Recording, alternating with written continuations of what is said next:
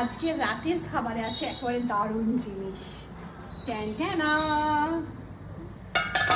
সেটা হলো কি, এবার এটাকে দেখাই তোমাদের। ওহো, চিকেন বিরিয়ানি। একটু রাইস দিতে হবে।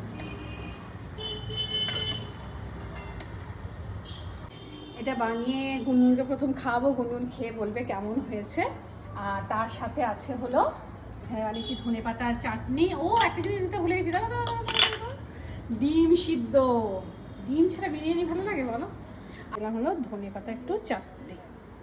গুনগুন খেয়ে বল তো কেমন হয়েছে। গরম কিন্তু একদম এক্ষুনি বানালাম। খেয়ে বল কেমন লাগছে। খুব গরম, বুঝতে পেরেছি। ভালো হয়েছে, মানে বাড়ির বিরিয়ানি। ভালো আছে? বাড়ির বিরিয়ানি হিসেবে ভালো। আচ্ছা ঠিক আছে, তাতেই হবে। তো চলো, এই দিয়ে আজকে আমাদের রাতের খাওয়া দাওয়া হোক। শুভরাত্রি।